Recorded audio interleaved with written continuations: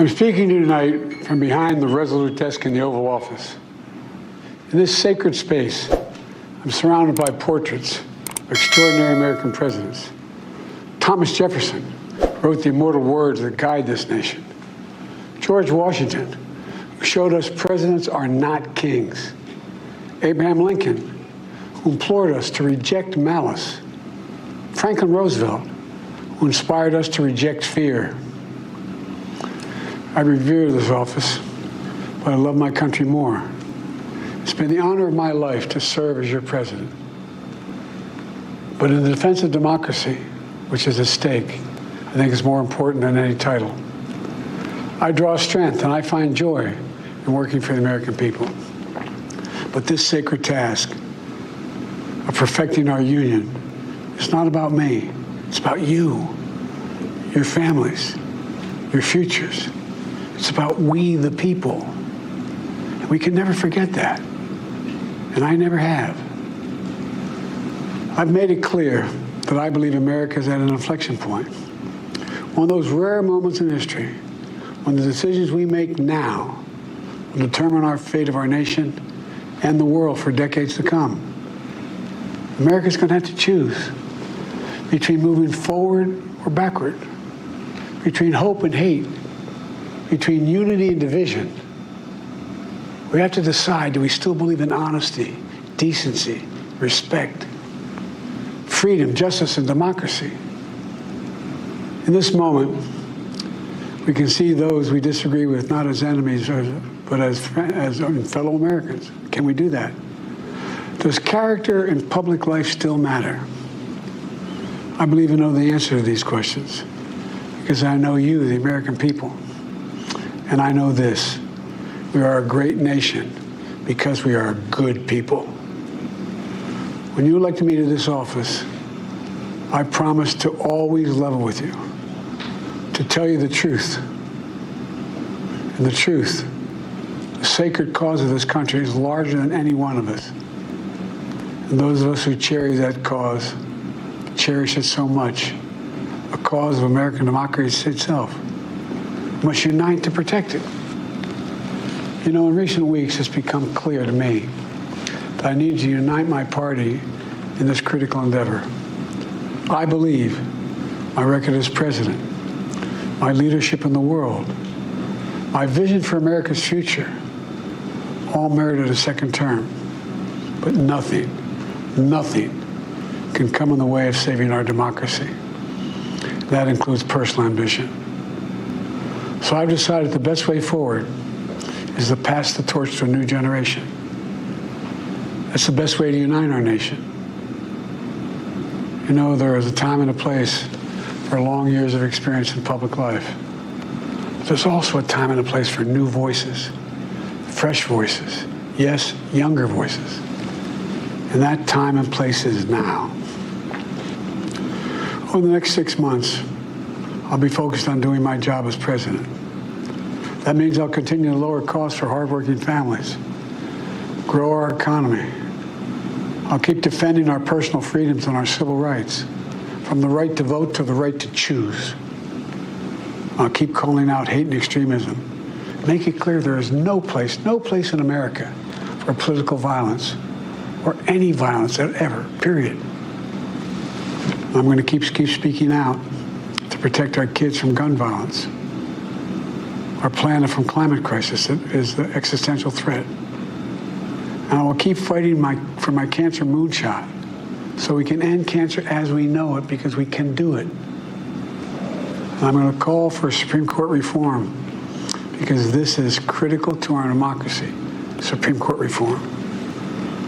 You know, I will keep working to ensure America remains strong and secure and the leader of the free world. I'm the first president in this century to report to the American people that the United States is not at war anywhere in the world. We'll keep rallying a coalition of proud nations to stop Putin from taking over Ukraine and doing more damage. We'll keep NATO stronger, and I'll make it more powerful and more united than any time in all of our history. I'll keep doing the same for our allies in the Pacific. You know, when I came to office, the conventional wisdom was that China would inevitably surpass the United States. That's not the case anymore. And I'm going to keep working to end the war in Gaza, bring home all the hostages, and bring peace and security to the Middle East and end this war. We're also working around the clock to bring home Americans being unjustly detained all around the world. You know, we've come so far since my inauguration. On that day, I told you, as I stood in that winter, we stood in a winter of peril and a winter of possibilities. Peril and possibilities. We were in the grip of the worst pandemic in the century, the worst economic crisis since the Great Depression, the worst attack on our democracy since the Civil War. But we came together as Americans, and we got through it. We emerged stronger, more prosperous, and more secure. Today, we have the strongest economy in the world, creating nearly 16 million new jobs, a record. Wages are up. Inflation continues to come down. The racial wealth gap is the lowest it's been in 20 years. We're literally rebuilding our entire nation, urban, suburban, rural, and tribal communities. Manufacturing has come back to America. We're leading the world again in chips and science and innovation. We finally beat Big Pharma after all these years to lower the cost of prescription drugs for seniors. And I'm going to keep fighting to make sure we lower the cost for everyone, not just seniors. More people have health care today in America than ever before. And I signed one of the most significant laws helping millions of veterans and their families who were exposed to toxic materials. You know, most significant climate law ever in the history of the world. The first major gun safety law in 30 years.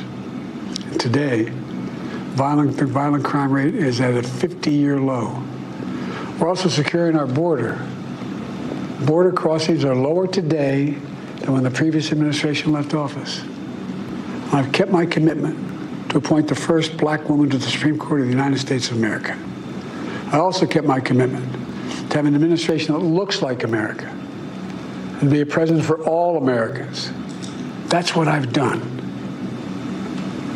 I ran for president 4 years ago because I believed and still do that the soul of America was at stake. The very nature of who we are was at stake. And that's still the case. America's an idea. An idea stronger than any army, bigger than any ocean, more powerful than any dictator or tyrant. It's the most powerful idea in the history of the world. That idea is that we hold these truths to be self-evident. We're all created equal, endowed by our Creator with certain inalienable rights: life, liberty, pursuit of happiness. We've never fully lived up to it, to this sacred idea, but we've never walked away from it either.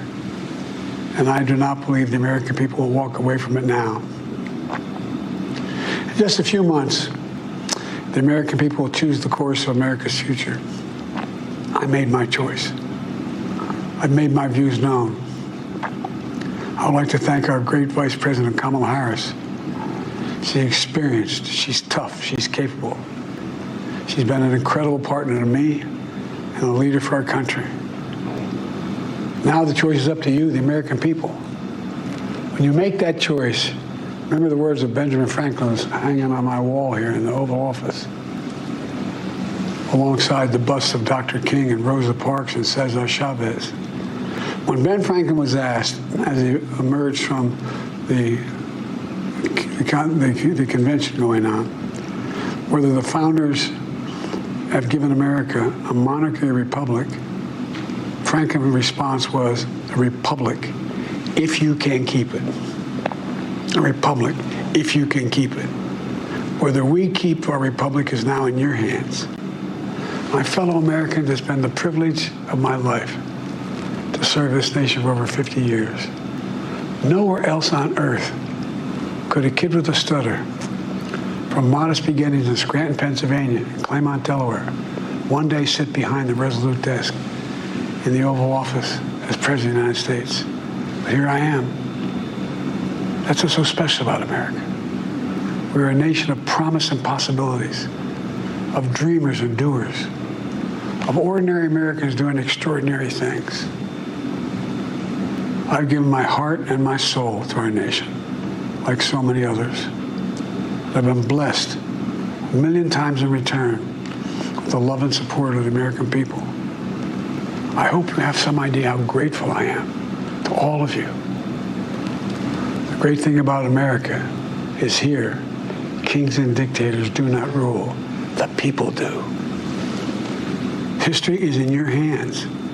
The power is in your hands. The idea of America lies in your hands. We just have to keep faith, keep the faith, and remember who we are. We're the United States of America, and there's simply nothing beyond our capacity when we do it together. So let's act together, preserve our democracy. God bless you all, and may God protect our troops. Thank you.